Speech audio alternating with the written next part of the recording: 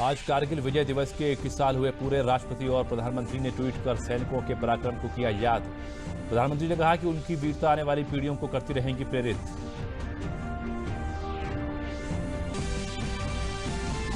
PM Narendra Modi ने आज मन की बात कार्यक्रम के जरिए किया देश की जनता से संवाद। कारगिल विजय दिवस पर देशवासियों को दी शुभकामनाएं। लोगों से सेना का सम्मान बढ़ाने का किया आग्रह।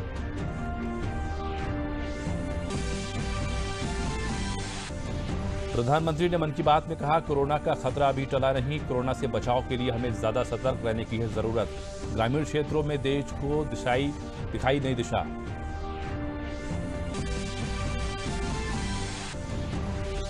मुख्यमंत्री योगी आदित्यनाथ ने गोरखपुर में एम्स और रेलवे अस्पताल का किया निरीक्षण। व्यवस्था सुधार और जांच क्षमता बढ़ाने के लिए अधिकारियों को दिए निर्देश।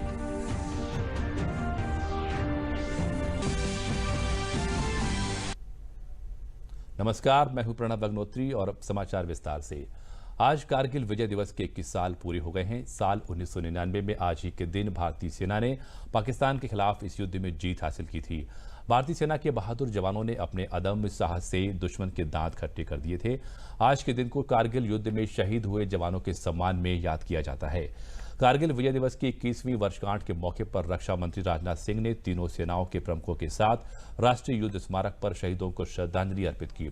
इस मौके पर रक्षा मंत्री राजनाथ सिंह, रक्षा राज्य मंत्री श्रीपद नायक और chief of defence staff general Vipin Rawat भी मौजूद रहे।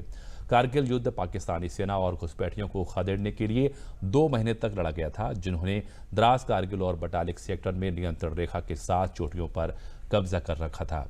इस युद्ध में राष्ट्र की रक्षा के लिए भारत के 527 बहादुर जवान वीरगति को प्राप्त हुए थे।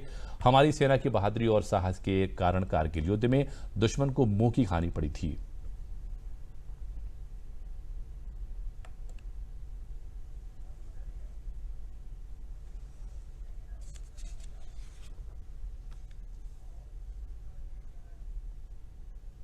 कारगिल विजय दिवस की 21वीं वर्षगांठ पर राष्ट्रपति रामनाथ कोविंद ने भी ट्वीट करके कहा कि कारगिल विजय दिवस हमारे सशस्त्र बलों की निडरता, दृढ़ संकल्प और असाधारण वीरता का प्रतीक है।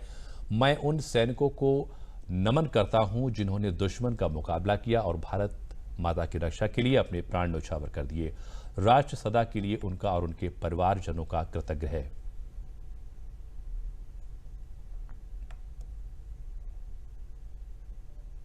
कारगिल विजय दिवस की 21वीं वर्षगांठ के मौके पर पीएम नरेंद्र मोदी ने ट्वीट कर कहा कि हम कारगिल विजय दिवस के अवसर पर हमारे सैनिकों के अदम्य साहस और दृढ़ संकल्प को याद करते हैं, जिन्होंने पूरी दृढ़ता के साथ 1999 में हमारे देश की रक्षा की। उनकी वीरता आने वाली पीढ़ियों को प्रेरित करती रहेगी। पीएम ने इस मौके पर एक वीडियो भी साझा किया।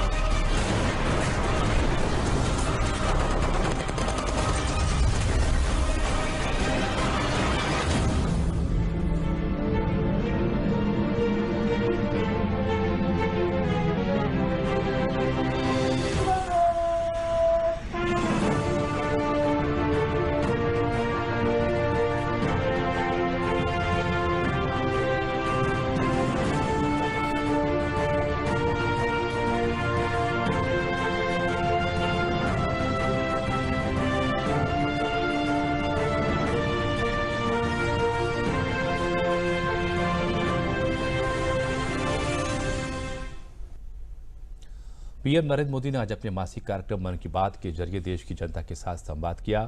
कार्यक्रम की 67वीं कड़ी को संबोधित करते हुए पीएम ने कोरोना वायरस के प्रभाव, मानसून के कारण आई बाढ़, आत्मनिर्भर भारत की ओर बढ़ते कदम पर विस्तार से चर्चा की।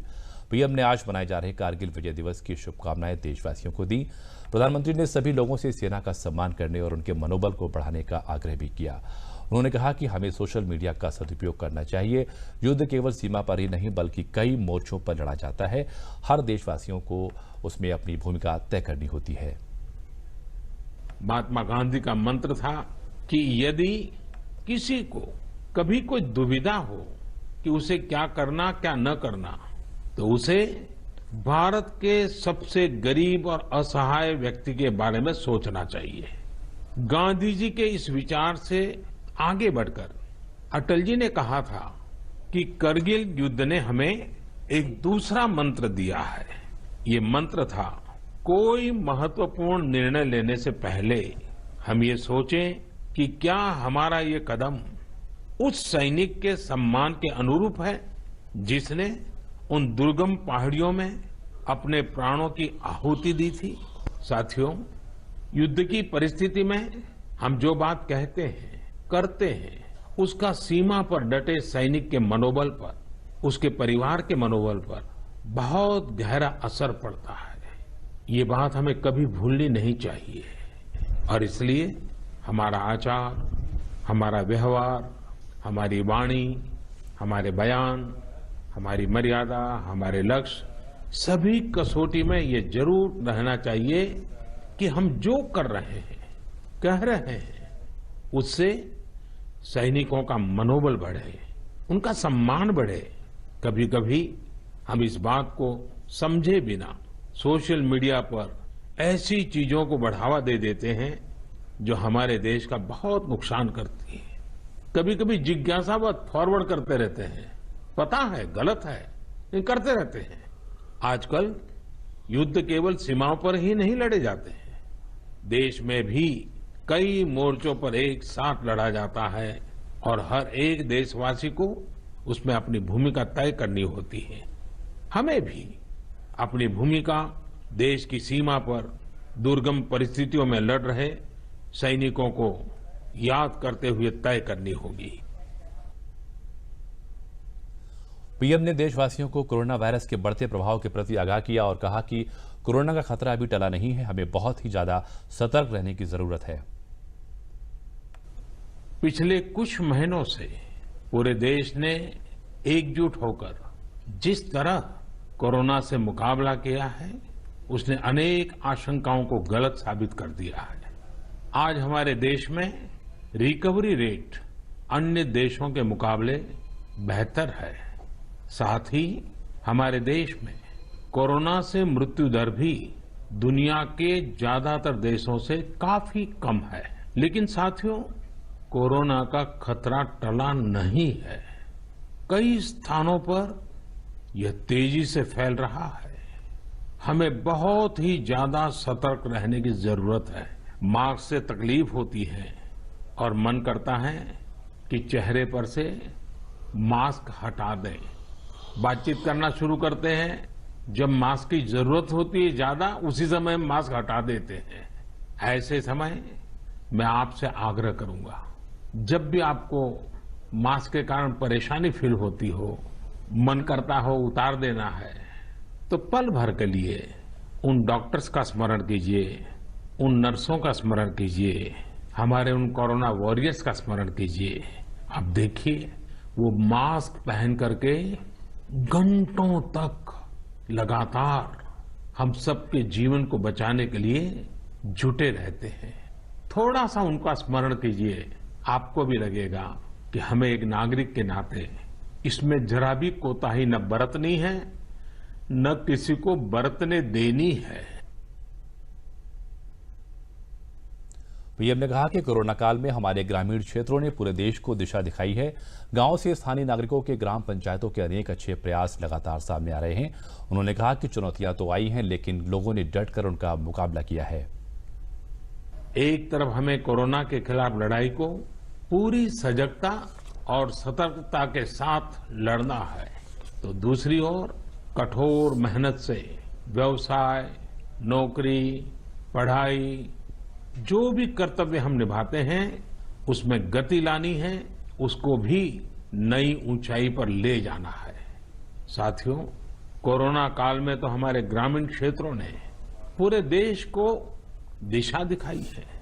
गांवों से स्थानीय नागरिकों के, ग्राम पंचायतों के अनेक अच्छे प्रयास लगातार सामने आ रहे हैं।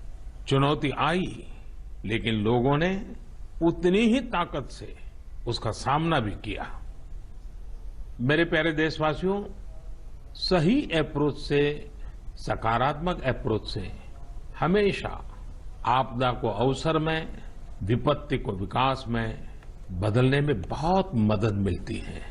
अभी हम कोरोना के समय भी देख रहे हैं कि कैसे हमारे देश के युवाओं, महिलाओं ने अपने टैलेंट और स्किल के दम पर कुछ नए प्रयोग शुरू किए हैं।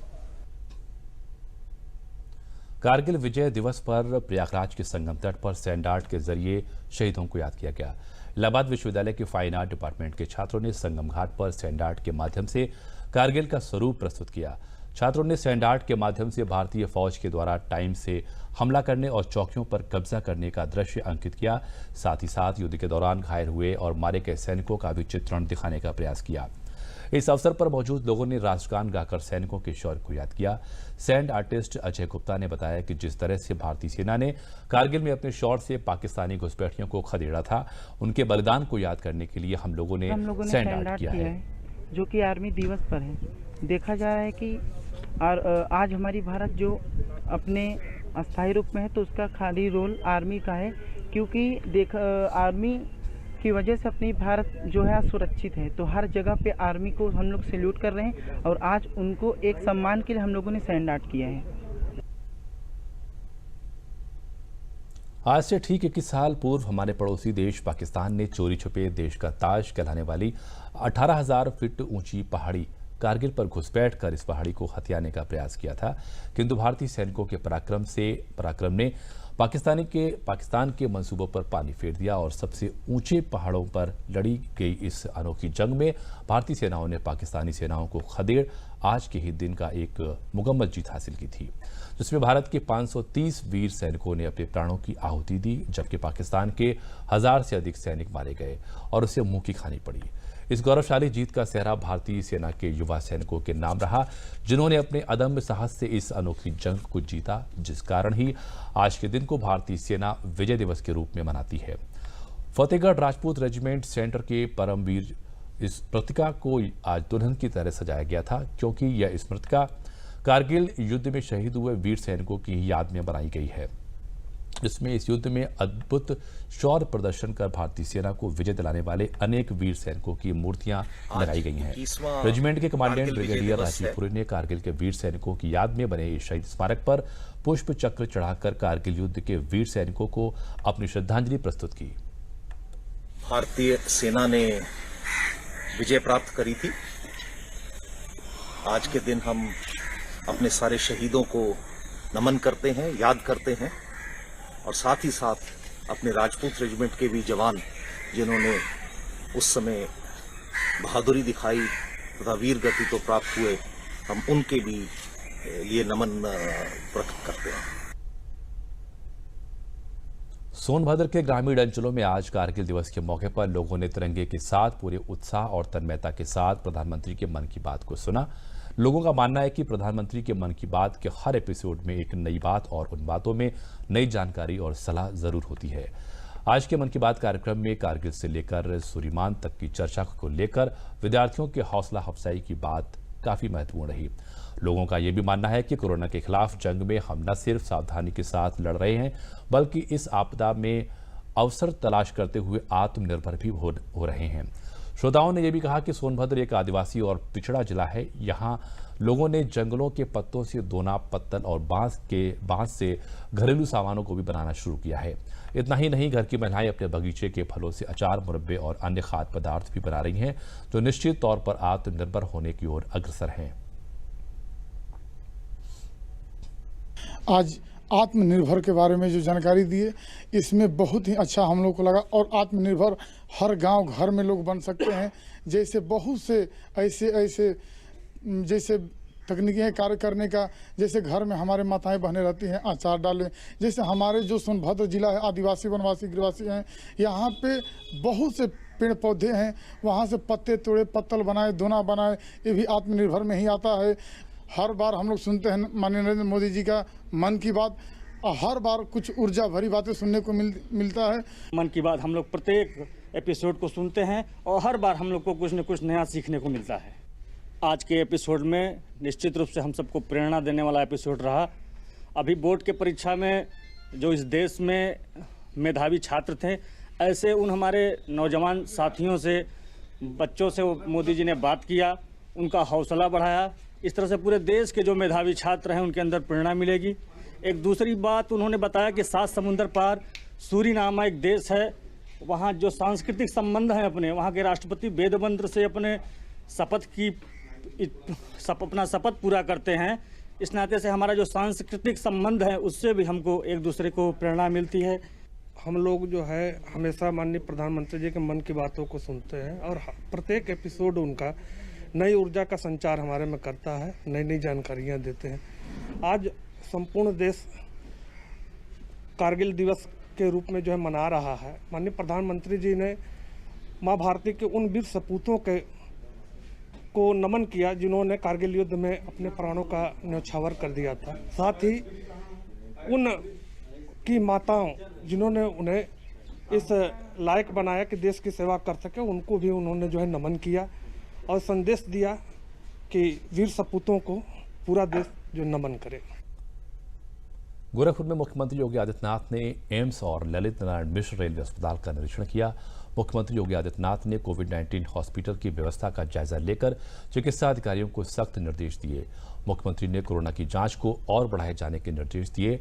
उन्होंने बाढ़ राहत के संबंध में अधिकारियों के साथ तैयारियों को लेकर समीक्षा बैठक कर बाढ़ की स्थिति की जानकारी ली और अधिकारियों को बाढ़ के नियंत्रण के लिए सख्त निर्देश दिए।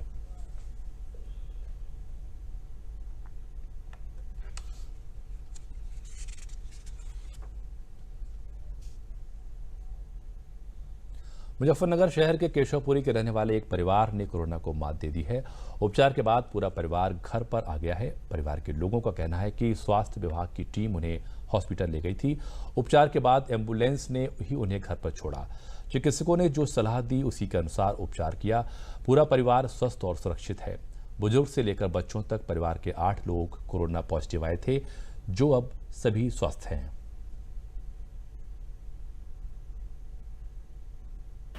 मैं 18 तारीख को कोविड पॉजिटिव पाया गया था और फिर हमें एम्बुलेंस ले गई यहाँ से और हमारी बेगरजपुर ले गई और वहाँ पे काफ़ी अच्छे से ख्याल रखा हमारा, काफ़ी अच्छी डाइट दी गई और सरकार का बड़ा अच्छा इंतज़ाम है वहाँ पे और बड़ा अच्छा रहा। मतलब हम अपने घर में आके वापसी अब हम बहुत खुश हैं।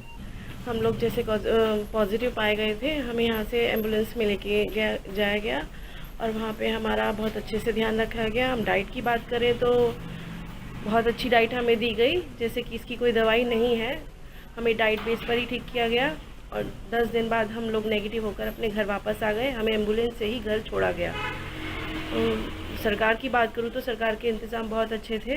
वहाँ हर किसी का ध्यान बहुत अच्छे से रखा जा रहा था और इस बात के लिए मैं सरकार का बहुत बहुत धन्यवाद करना चाहूँगी। भारत में लगातार दूसरे दिन पिछले 24 घंटों में रिकॉर्ड 4,42,031 कोविड नमूनों की जांच की गई। केंद्रीय स्वास्थ्य मंत्रालय के मुताबिक सरकारी लैब्स ने एक दिन में 3,62,153 नमूने के परीक्षण का नया रिकॉर्ड बनाया। वहीं निजी प्रयोगशालाओं में भी पिछले 24 घंटों में सबसे ज्यादा 79,000 नमूनों की जांच की गई। केंद्र सरकार ने सभी राज्यों और केंद्र शासित प्रदेश के सभी लोगों ने मिलकर आक्रामक तरीके से टेस्ट करने के साथ ही जांच, नजर रखने और उपचार की रणनीति बरकरार रखने को कहा है। इससे शुरू में हो सकता है कि संक्रमित लोगों की संख्या ज्यादा आए, लेकिन धीरे धीरे इसमें गिरावट आएगी, जैसा राष्ट्रीय राजधानी दिल्ली में केंद्र सरकार के प्रयासों से नजर आ रहा है।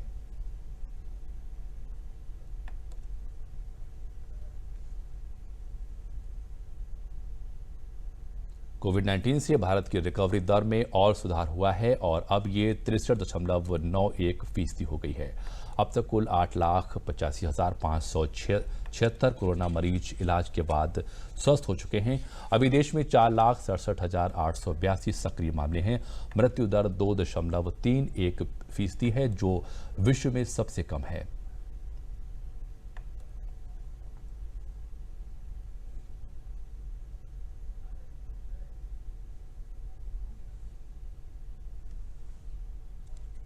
उत्तर प्रदेश के मुख्य सचिव राजेंद्र कुमार तिवारी ने झांसी में कोविड-19 की रोकथाम के लिए समीक्षा बैठक की। इस दौरान उन्होंने झांसी में बढ़ती मृत्यु दर पर चिंता जताई।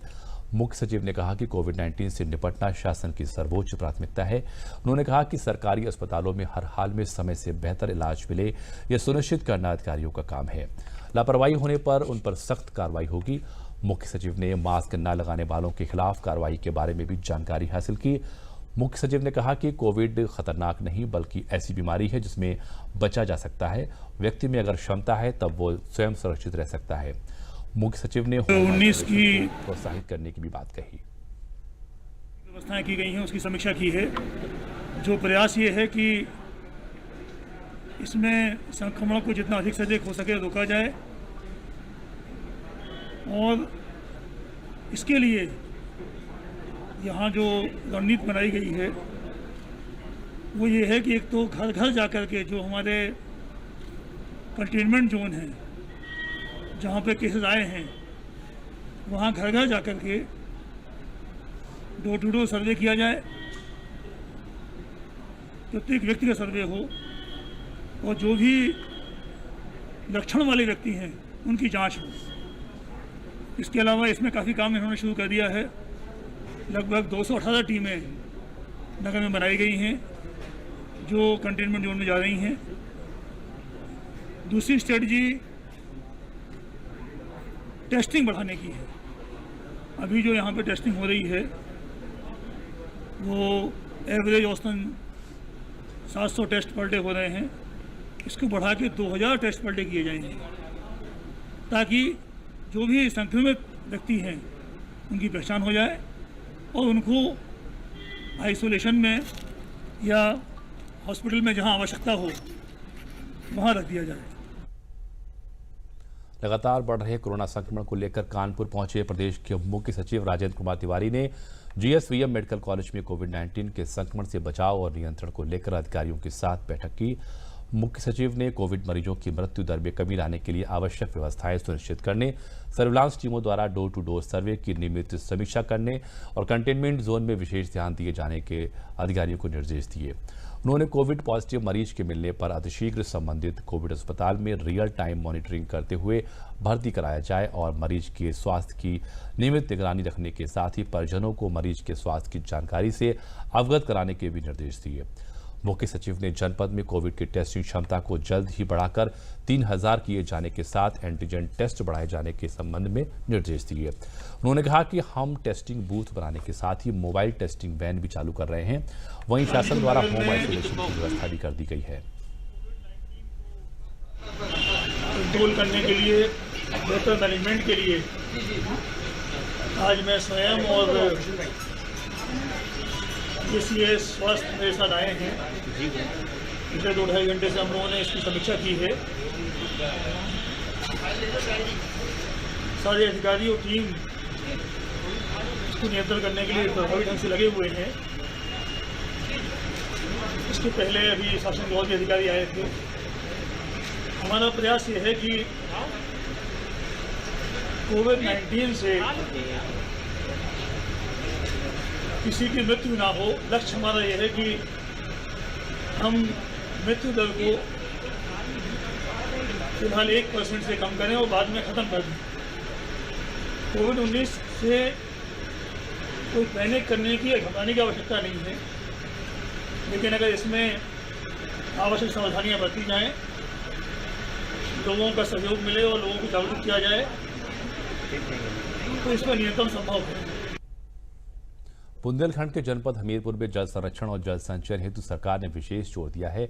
इसी के तहत हमीरपुर जिले में एक अभियान चलाकर जल संरक्षण व जल संचयन की दिशा में कार्य किया जा रहा है। जनपद मुख्यालय से 22 किलोमीटर दूर सुमेरपुर विकासखंड के ग्राम कुंडौरा में 115 मनरेगा मजदूरों द्वारा तालाब की खुदाई का कार्य कराया जा रहा है, जिसमें अकुशल प्रवासी मजदूरों के साथ ही महिला मजदूर भी शामिल हैं। मुख्य विकास अधिकारी कमलेश कुमार वैश्य ने बताया कि जनपद में ऐसे 78 तालाबों की खुदाई कराई जा रही है, जिसमें 14,000 अकुशल प्रवासी मजदूर मनरेगा के तहत काम करके रोजगार प्राप्त कर रहे हैं।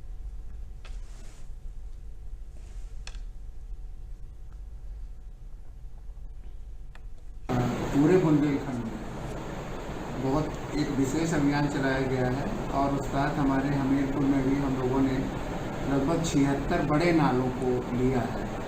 76 नालों में हम डोह का निर्माण कर रहे हैं ताकि उसमें अस्थायी रूप से जल संचय हो सके और इससे रिचार्ज भी होगा और नालों में हमेशा जल बना रहेगा सिंचाई के लिए। दूसरी तरफ ये है कि हमारे जनपद में 78 नए तालाब लिए गए हैं और इसी तरह से हम लोगों ने 229 चेक डैम का कार्य लिया है जो खराब हो गए थे, जिनकी क्षमता जो लगभग ध्वस्त हो चुके थे, उनको हम लोगों ने पुनरुद्धार का काम करा रहे हैं। तो जल संरक्षण की दिशा में हम लोगों ने इस तरह से अनेक प्रकार के काम लिए। इसी तरह से मेड़बंदी, जल रोक बंदी, विशेष तौर से 80% मनरेगा का काम हम लोग इसमें कर रहे हैं और हमारे लगभग 60,000 लोग इसमें रोजगार पा रहे हैं। 60,000 परिवार। ये मनरेगा है, तालाब खुदाई का, उसका काम चल रहा है। तो हम लोग बाहर काम करते थे, उसके बाद अब हम लोग गांव में आ गए तो हमें गांव में ही काम मिलने। हाँ, मोदी जी, योगी जी का धन्यवाद करते हैं। लॉकडाउन के चलते प्रधानमंत्री नरेंद्र मोदी की महत्वाकांक्षी सुकन्या समृद्धि योजना में बदलाव करते हुए केंद्र सरकार ने बड़ी राहत दी है। सरकार ने सुकन्या समृद्धि योजना के तहत खाता खुलवाने के लिए आपको 31 जुलाई तक का वक्त दिया है। जो लोग लॉकडाउन के कारण खाता नहीं खुलवा पाए थे, अब वो 31 जुलाई तक अपनी बेटी के भविष्य को सुरक्षित करने के लिए सुकन्या योजना के तहत खाता खुलवा सकते हैं। इस योजना में कोई भी व्यक्ति अपनी बेटियों के खाते में अधिकतम 1.5 लाख रुपए प्रतिवर्ष जमा कर सकता है। 21 वर्ष पूरे होने पर बेटियों को 64 लाख रुपए तक का भुगतान किया जाएगा। डाक अधीक्षक सूबेदार सिंह ने बताया कि सरकार ने नोटिफिकेशन जारी कर कहा है कि 25 मार्च से 30 जून 2020 के बीच जो भी बेटियां 10 साल की उम्र पूरी कर रही हैं, अब उनके माता पिता अपनी बेटियों के लिए 31 जुलाई तक इस योजना के तहत खाता खुलवा सकते हैं। उन्होंने बताया कि जनपद सुल्तानपुर में 10 ग्राम पंचायतों को सुकन्या समृद्धि गांव बनाने का लक्ष्य रखा गया है।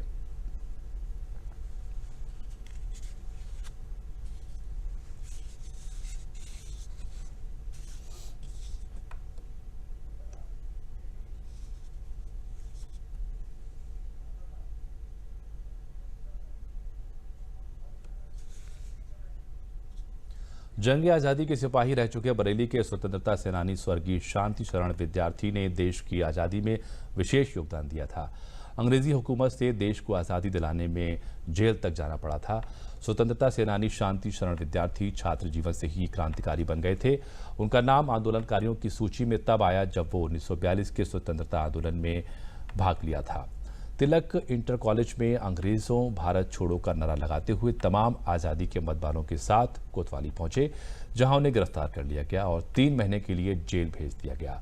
वो सुभाष चंद्र बोस की सेना में भी जुड़े रहे। 1938 में जब सुभाष चंद्र बोस बरेली आए तो उन्होंने उनकी सेवा भी की थी। देश की सेवा के लिए उन्हें 15 अगस्त 1972 को तत्कालीन मुख्यमंत्री कमलापति त्रिपाठी ने ताम्र पत्र देकर सम्मानित भी किया था। स्वतंत्रता सेनानी के परिजनों का कहना है कि कोरोना से आज़ादी दिलाने में सरकार इस लड़ाई को बहुत अच्छे से लड़ रही है। हम सभी सरकार के साथ हैं। कोरोना महामारी के समय सरकार ने गरीबों की बहुत मदद की है। कोविड-19 के दौरान सरकार ने कोई भी व्यक्ति भूखा ना रहे, इसके लिए गेहूं, चावल और अन्य राशन सामग्री की व्यवस्था की है। ऐसे समय में मजदूरों को स्किल मैपिंग के जरिए रोजगार उपलब्ध कराया जा रहा है।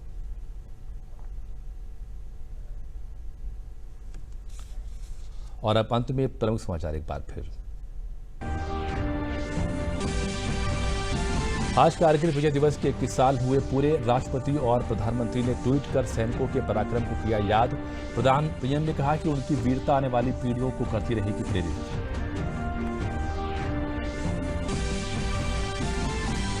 पीएम नरेंद्र मोदी ने आज मन की बात कार्यक्रम के जरिए किया देश की जनता से संवाद। कारगिल विजय दिवस पर देशवासियों को दी शुभकामनाएं। लोगों से सेना का सम्मान बढ़ाने का किया आग्रह।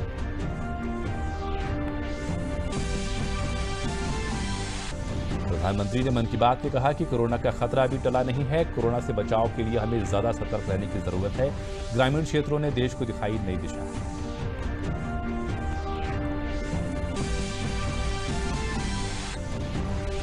मुख्यमंत्री योगी आदित्यनाथ ने गोरखपुर में एम्स और रेलवे अस्पताल का किया निरीक्षण। व्यवस्था सुधार और जांच क्षमता बढ़ाने के अधिकारियों को दिए निर्देश।